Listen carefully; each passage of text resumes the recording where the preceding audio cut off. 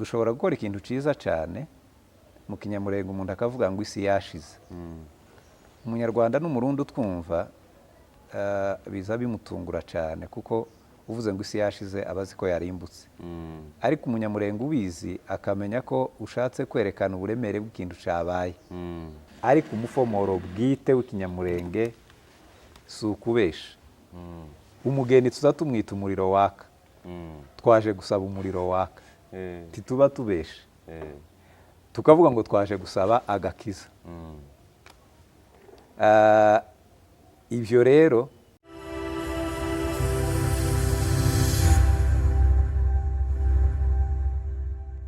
turabasuje cyane mwe mudukurikiye ku migabane itandukanye y'isi aho muherereye, bari hano muri Kampala Chaka, bari za Fort Portal, bari mu burasirazuba za uja za Kenya, nabo turabasuje cyane. Hanyuma abari hanze ya Uganda nabo turabasuhuje, abari mu Rwanda, u Burundi yo hakurya y'amazi, abari US, abari za Australia, abari Europe, nabo turabasuhuje. Hanyuma nk'uko bisanzwe kuri kamera zacu uyu munsi tubafitiye umutumirwa, ni umukozi w'Imana, muramubona kuri kamera zacu, turakwakiriye cyane. murakoze cyane, murakoze kutwakira. Amazina nitwa Rwakabuba Faustin Karimanzira. Ntuye mu Bugande Imbarara. Korera umurimo w'Imana mu itorero bita New Lay. Ariko kazi ka buri munsi ndi umwarimu wa teoloji. Abantu benshi banzi mu ivugabutumwa. Iyo mirimo yose turayikora. Murakoze cyane. Sawa, urakoze cyane. Ndagira ngo noneho aho kwibwirana, ndagira ngo kuko ikiganiro tuganira ni teoloji n'umuco, ndagira ngo noneho tutaratangira ubanze utwibwire n'amashuri ushobora kuba warize kugira ngo abantu badukurikira baze kubisobanukirwa neza. Murakoze cyane. Amashuri nize amashuri abanza, ayigiye muri Congo, ahantu bita Imirimba mu Kadegu precisement. Hanyuma nize amashuri yisumbuye, narangirije ahantu bita mu Gahwera kuri Institut Marango. Nize mu ishami ry'uburezi ariyo pedagogy. Hanyuma niga kaminuza ya teoloji. Umwaka wa mbere nawigiye kuri Université bita Lumière i Bujumbura. Hanyuma naje gukomereza mu Rwanda, aho niho narangirije lisanse, ubu yitwa Riete Ntikirifateri. Hanyuma naje kwiga indi myaka 3 y'amashuri ya Bibiliya, icyo bita École Biblique Kicukiro, mu ishuri bita Philadelphia Bible Institute. Ayo niyo mashuri nize. Hanyuma nizeho igihembwe kimwe cya masters, ntabwo nashoboye kwirangiza, ubu ngubu nzakomeza ubutaha. Murakoze cyane. Okay, urakoze cyane. Hanyuma rero kuko bisanzwe iyi ni Kaze Media, njyewe nitwa Ruboneka Etienne kuri Mike. Hanyuma rero uyu munsi twifuze ko tuganira n'umutumirwa wacu ku muco ndetse n'ubukristo cyabuze agakiza. Umuco n'ubukristo ni iki? Ndagira ngo mbere ko dutangira ubanze udusobanurire umuco ni iki, ubukristo ni iki, kugira ngo tuze kubilinkinga turebe point commun yabyo aho bihurira n'icyo bisobanura. Murakoze cyane, mubajije ikibazo cyiza. Reka duhere ku muco. Umuco ni iki? Umuco ni ibiranga ubwoko cyangwa agace k'abantu runaka, kuko buri bwoko mu gihugu kiba gifite umuco wacu. Ibyo bibaranga rero nibyo bita umuco. Harimo icyo bita indangagaciro. Izo ndangagaciro za buri bwoko, za buri bantu, nibyo byitwa umuco wabo. Ibyo bintu rero bigizwe n'iki? Bigizwe n'ibyo barya, bigizwe n'ibyo bambara, n'imivugire yabo. Ni ukuvuga ngo abantu barya bijyanye n'umuco wabo. Ndatanga urugero, njye ndi umunyamurenge. Abanyamurenge dukunze gukoresha cyane umutsima, kawunga, tugakoresha imyumbati, amateke, ariko ibyo byose bigaherekezwa n'amata. Abandi nabo bakunda kurya inyamaswa guhera ku mbeba, inzoka n'ibindi byose bikururuka. Bivuga rero ngo ibyo abantu barya bijyanye n'umuco wabo. Icya kabiri n'ibyo abantu bambara. Abantu bambara bakurikije umuco wabo. Muri rusange abakongomani dukunze kwambara ibintu byinshi bigezweho, abantu benshi batureberaho. Abagore bakunze gukoresha ibitenge, gukenyera, kwifubika ndetse kwambara ibitambara, bakambara amahuzu yo mu gituza bita maribaya, ariko nk'aha ni Bugande turi ibyo ntibihaba. Bivuga ngo imyambarire y'abantu nayo ijana n'umuco wabo. Ikindi nanone ni imivugire. Imivugire iba mu kiranga imico y'abantu. Dufite amagambo dukoresha abandi bantu badakoresha kubera ko tudahuje umuco. Dushobora gukora ikintu cyiza cyane mu Kinyamurenge, umuntu akavuga ngo isi yashize. Umunyarwanda n'umurundi utwumva biza bimutungura cyane, kuko uvuze ngo isi yashize aba azi ko yarimbutse. Ariko Umunyamurenge ubizi akamenya ko ushatse kwerekana uburemere bw'ikintu cyabaye. Ibyo rero nibyo biranga umuco. Nibyo turya, ibyo twambara, uburyo tuvugamo, ibyo byose nibiranga umuco. Hanyuma rero tuje ku bukristo. Hanyuma rero ubukristo nshobora kubihera kure ariko ndabihina, kuko ikiganiro ndabizi ko kizakomeza. Uyu munsi ni nk'icyo twakwita introduction.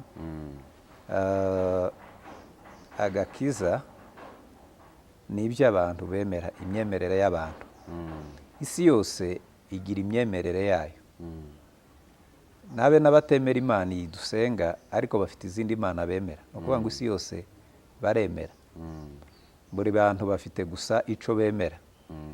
Uko niko abantu baremwe. Ubukristo rero bwo ni iki? Ni agakiza, kandi agakiza ni ukurokoka kuva mu kintu kimwe bakajya mu kindi. Bugizwe n'icyo twita doctrine. Abantu bakunda gukora cyane confusion ya doctrine na discipline. Ndaza kubivuga wenda mu rurimi rw'Ikinyamurenge. Doctrine ni imyizerere. Ese twizera iki? Twemera ibihe? Ibyo tutemera ni ibihe? Naho discipline ni amahame cyangwa amategeko cyangwa indangagaciro abantu runaka bagenderaho. Iyo ntikwiriye hose. Imyizerere ni rusange ku isi. Abakristo bose bo ku isi ibyo twizera ni bimwe. Ariko discipline ziratandukanye. Izo ni specific, ni umwihariko wa buri hantu. Itorero runaka rigira imigenzo yaryo, ariko ubukristo ni kimwe duhuriraho, tugatandukanywa rero nico bita discipline. Ariko abantu benshi ntibazi kubitandukanya, bazi ko barabicucumiye hamwe discipline na doctrine. Ariko doctrine ni universelle, nibyo twizera twese ku isi. Hanyuma discipline ikaba ibigenga abantu, umwihariko wabo. Umwihariko wabo udashingiye cyane ku byanditswe, ushingiye ku byo abantu bishiriraho babona bibabereye. Iyo niyo doctrine ndetse na discipline.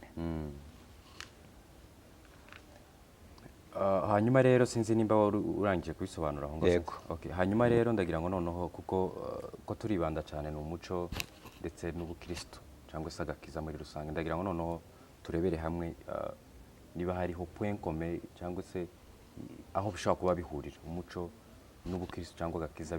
Hari ahantu bifite bihurira? Ndagira ngo noneho uze kumfasha tuze cyane dukoresha ama example y'iwacu, kuko turi Abanyamurenge. Dukoresha iwacu cyane umuco wacu, turebe nimba hari ahantu dufite tugenda duhurira n'ubukristo. Urakoze cyane. Umuco n'ubukristo bigira aho bihurira,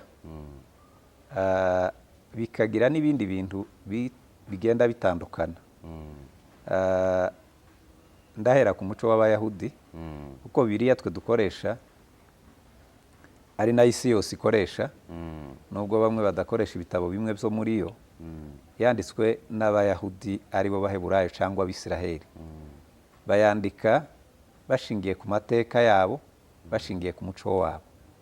Ni ukuvuga ngo igitabo cyose cyo muri yo kitubahirije amabwiriza y'umuco w'abayuda Mm.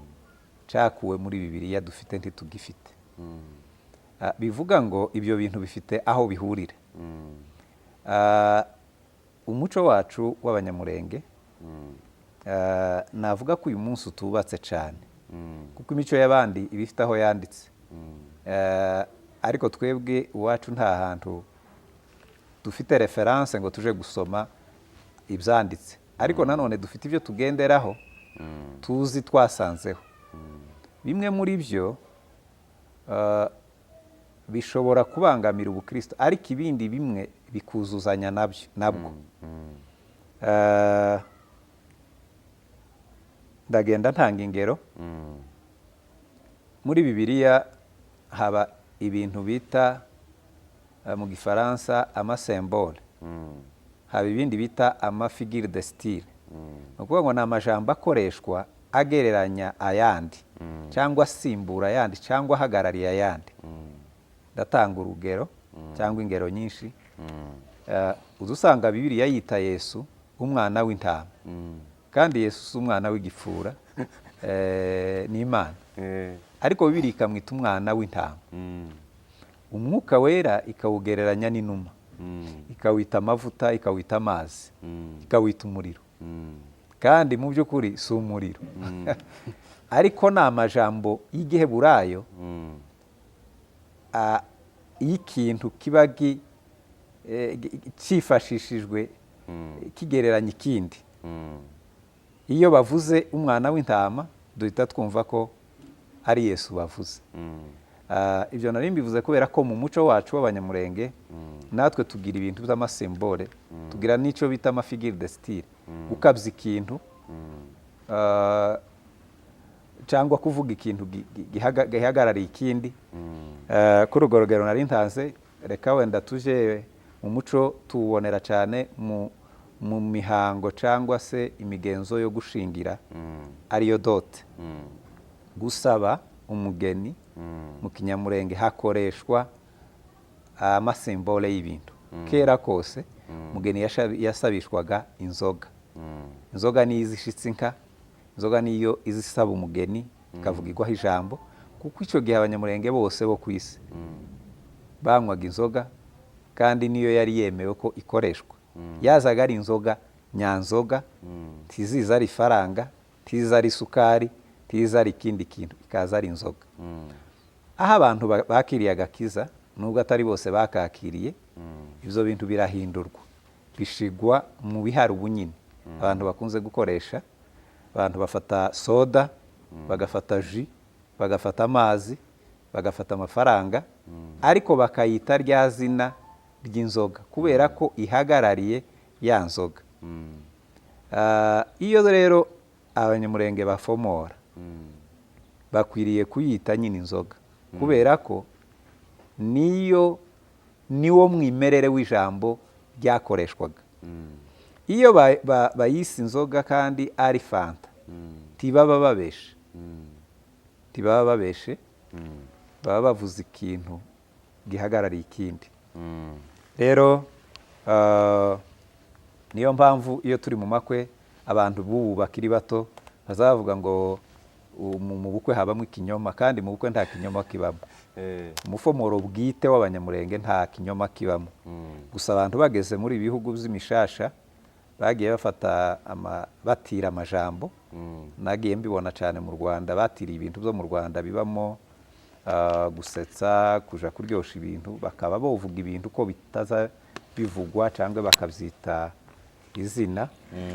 Ariko umufomoro bwite w'ikinyamurenge si ukubesha. Umugeni tuza tumwita umuriro waka, twaje gusaba umuriro waka, ntituba tubesha, tukavuga ngo twaje gusaba agakiza. Ibyo rero, iryo zina dukoresheje riba ari reperezanta wa mugeni. Ni ukuvuga rero ngo ni nk'uko nabivuze, abaheburayo nabo bakoresha amajambo ahagarariye ayandi. Ibyo rero igihe bikozwe gutyo ntabwo tuba tubeshe, ntituba tunakoze icyaha, kandi umuco wacu si icyaha. Ndagira ngo nibutse abantu ko agakiza kamaze kugera iwacu kazanwe n'abantu b'abazungu b'i Buraya, bafatikanya n'amoko twari duturanye kutugezaho ubutumwa, bashaka kutumara imbaraga no kudupfinagaza, binjira cyane mu mico yacu, bakavuga ngo umuntu niba akijijwe ngo akwiriye kurya injanga akarya n'amagi, ariko si byo, kuko ubwo ni ubuhemu mu muco. Nta mugabo w'imfura wari ukwiye kurya ibintu by'injanga n'amagi, kuko agakiza si byo gashingiyeho.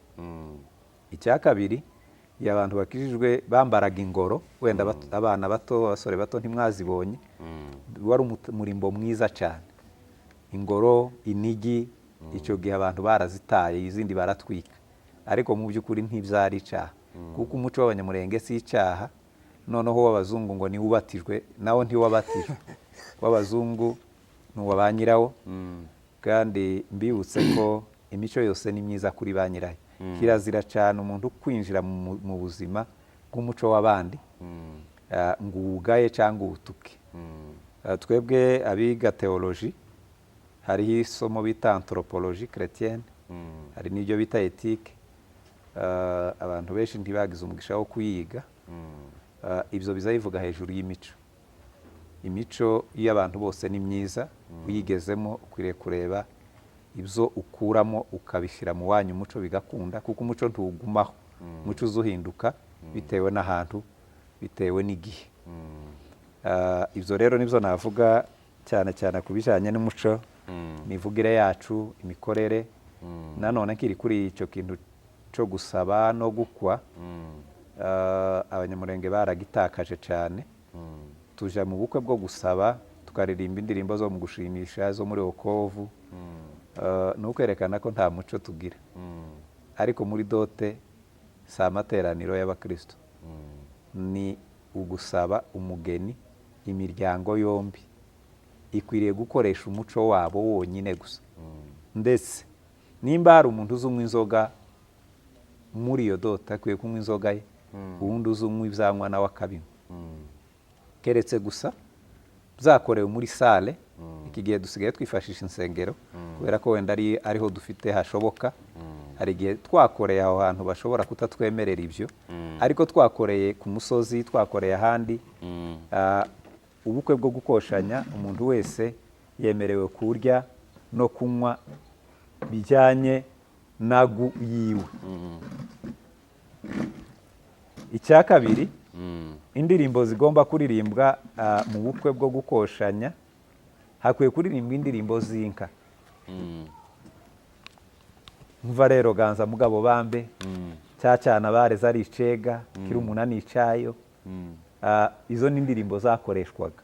Izo nizo zikwiye kuririmbwa mu bukwe bwo gusaba. Iyo mihango yarangira rero, twaja mu rusengero, abashinzwe amatorero bagakora imihango yabo, ab'imico bagakora ibyabo. Ariko ikibazo dufite ngira ngo abanyamurenge nuko nyine tugenda tubivanga, ariko bifite aho bihurira, bifite naho bitandukanira. Murakoze rero, ndagira ngo noneho hari utubwire nk'akantu, nk'ijambo rimwe rishobora kuba rihuza ibi bintu byombi, umuco mu magambo make, umuco n'ubukristo. Niba hari mu magambo make ikintu gishobora kuba kibihuza, niba hari gihari. Ikintu gihuza umuco n'ubukristo ni ibintu bita indangagaciro, discipline. Byose bihurira kuri discipline.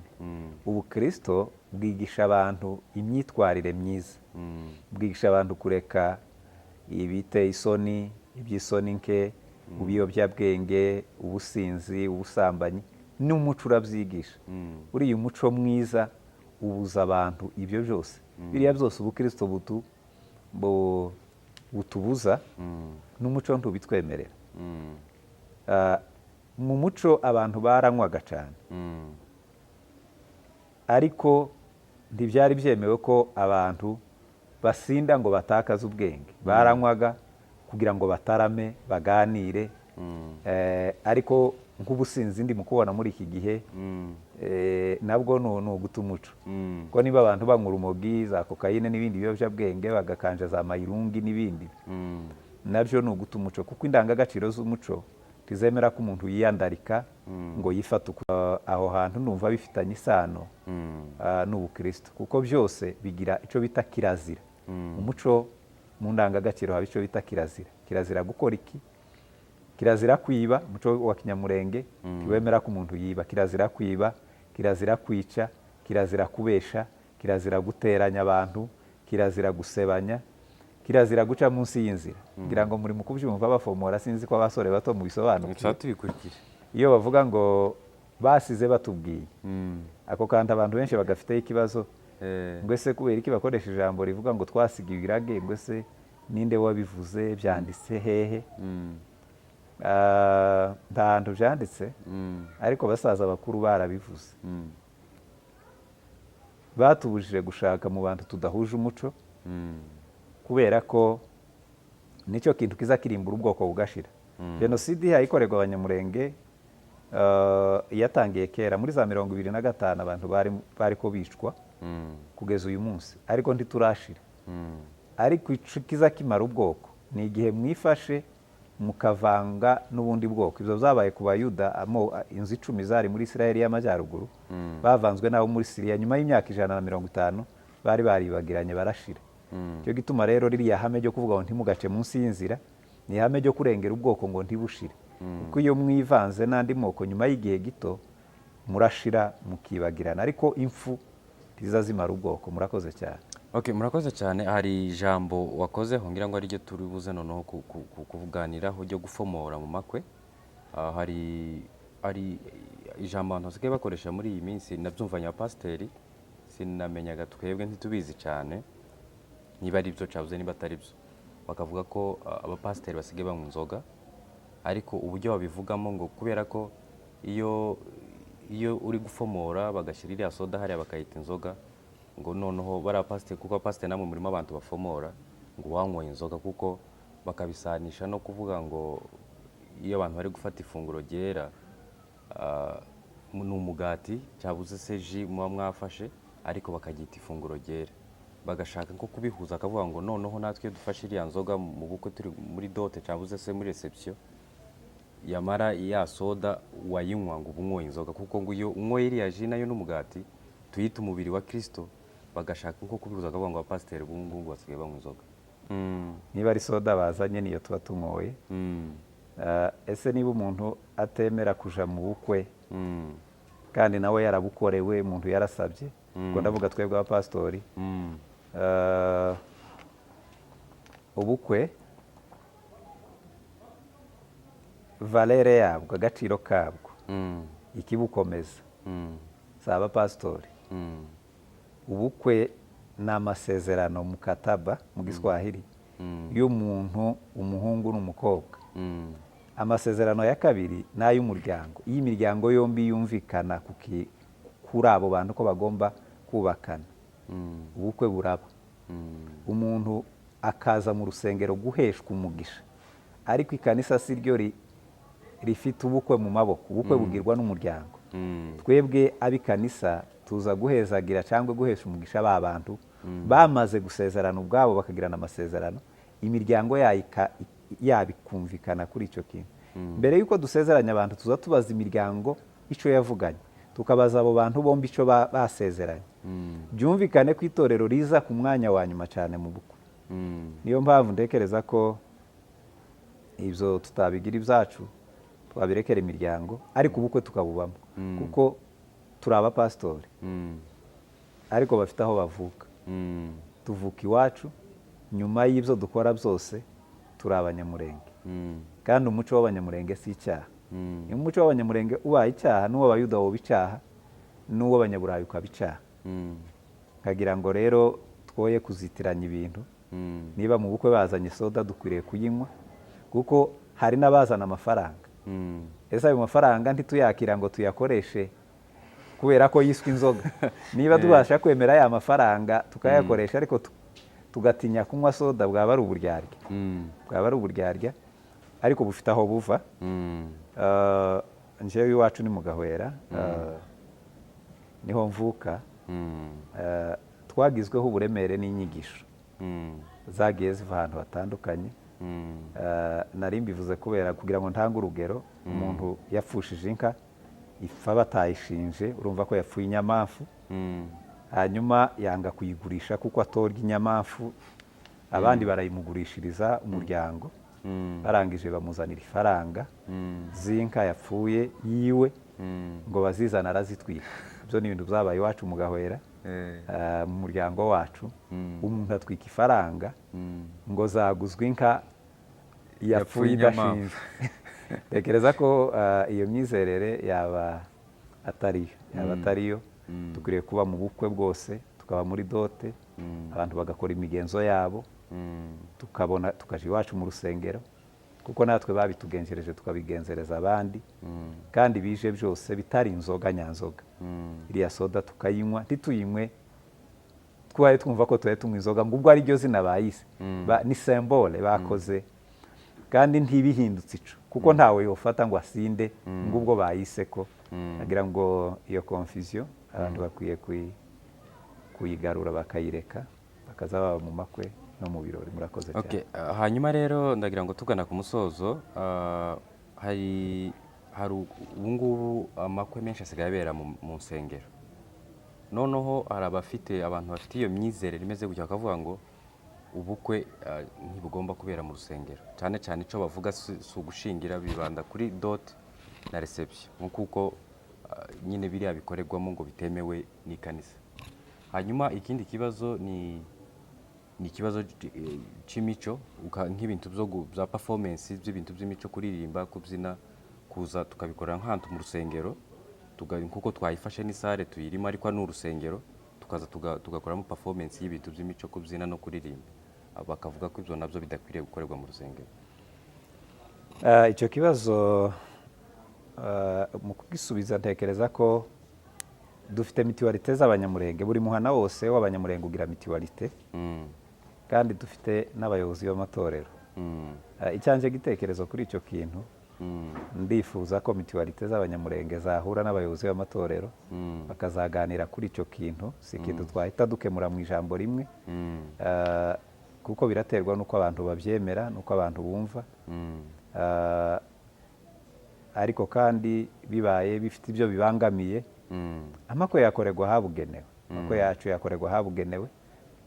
Mu rusengero hakaba imihango yo gusezeranya abantu, reception na dote zikabera hazo. Ariko sintanze igisubizo, nari mvuze ko mituwalite z'abanyamurenge hamwe n'abayoboye amatorero icyo kintu bagitekerezaho, bakareba uburyo bwiza cyakorwamo, umuco wacu ntubangamire insengero, ariko n'insengero nazo ntizibangamire umuco. Kuvuga ngo abantu bakijijwe ntibabangamire umuco ngubwo bakijwe, cyangwa ngo bawiyambure bawukuremo, ko nibawukuramo bazaba batakaje ikintu kinini. Umuntu udafite umuco ntaba ari umuntu, ntaba umuntu aba agisigaranye, kuko indangagaciro z'umuco zituma umuntu aba uwo ari we. Murakoze cyane. Sawa, urakoze cyane. Hanyuma rero turangiza, ndagira ngo niba hari ubutumwa ufite wagenera yaba abakirisitu ndetse n'ubwoko muri rusange. Murakoze. Uko twari tuvuye kubivuga, nifuza ko abantu bose bamenya kandi basobanukirwa. Icyakora dufite abantu benshi batize, kandi kwiga gufite icyo kwigisha. Habe n'amatorero rimwe na rimwe ashobora kuyoborwa n'abantu batize, nayo ni imbogamizi. Nimba umuntu aba umuganga kubera ko yize kuvura, undi akaba umucamanza kubera ko yize iby'amategeko, umuntu yagombye kuyobora itorero yarize iyobokamana bihagije. Hariho ibyo tuza twita kwiga, ariko kutari ukwiga ari ugucikiza. Izo ni rekomandasiyo natanga. Abantu baba mu iyobokamana cyangwa abayoboye amatorero bagombye kwiga cyane iyobokamana, bakaba barifitemo ubumenyi buhagije, kuko muri iryo niho higirwa n'imico n'ibindi. Ikindi nanone, nasaba ubwoko bwacu kudata umuco. Nubwo dutatanye turi mu bihugu bitandukanye, ariko tugakomeza umuco n'indangagaciro. Icyiswe kirazira kikaba kirazira, tukirinda kukirengaho, tukirinda guhohotera no guhonyanga umuco wacu kandi ubukristo nabwo bukubahwa tukabukomeza ariko kandi tuzirikana n'umuco. murakoze cyane. urakoze cyane. hari akabazo gato nari nibagiwe, urambabarira. Ese hari abafata urusengero bakarufata nk'inzu isanzwe, ese byaba ari byo?